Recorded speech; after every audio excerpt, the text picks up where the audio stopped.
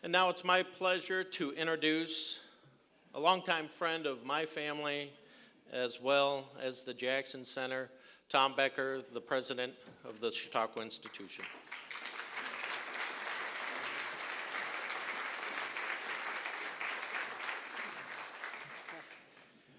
Welcome. It's a delight to have you at the Atheneum and within the boundaries of Chautauqua Institution.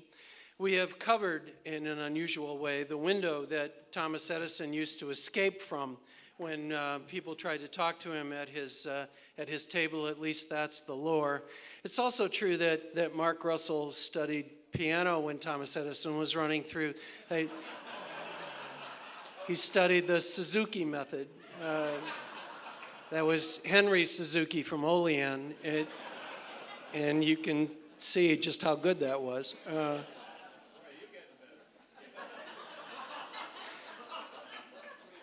I just have a couple of thoughts to share with you. I was reminded recently by a friend about Lewis Thomas's life, and one of the things, Lewis Thomas is the biologist, the essayist, the Renaissance man, who talked about life, the measure of life really being its usefulness.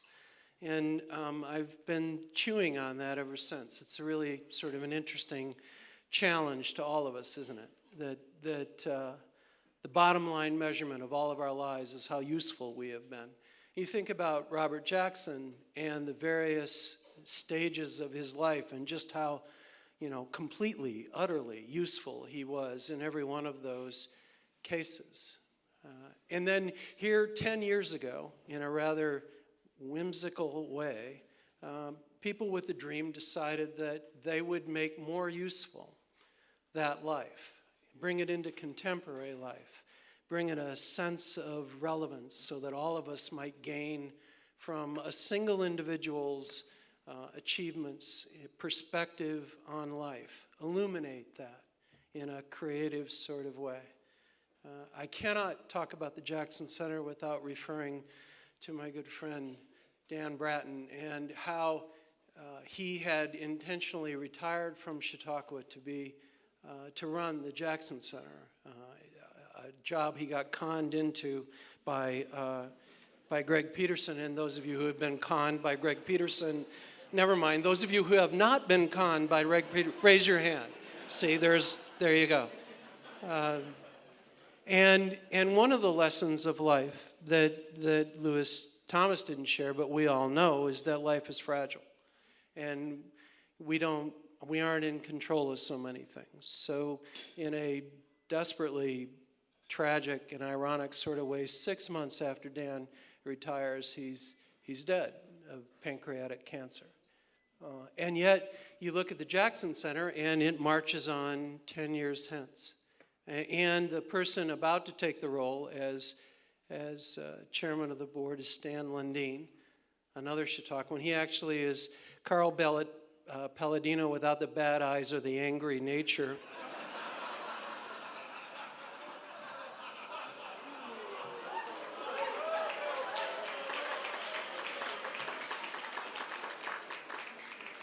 So there was a continuum in our experience of people we know at a deeply intimate sort of way. And the centerpiece of all of that for this evening, for all of us, is Greg, who, my good friend Marty Itzik talks about how most of us go home at the end of the day and put our feet up and watch television or do something. He says Marty goes home and he works on something else, or Greg goes home and he works on something else. His dedication to his passions and his sense of community, his idea about being useful is irrepressible.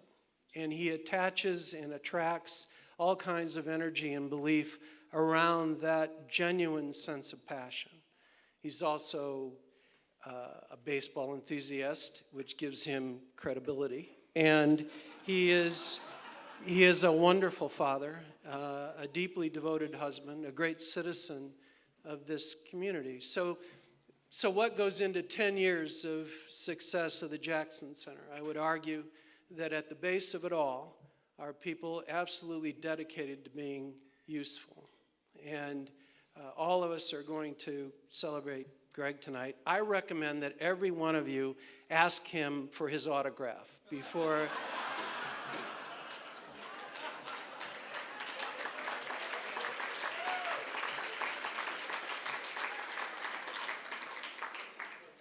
He'll end up making a film of this. You'll be on Channel 8 for the rest of your life. It is really my purpose to welcome you to Chautauqua, to a place that embraces the usefulness of life. And we hope that you find in your time here a genuine sense of satisfaction about something that is birthed in our area that has significance far beyond.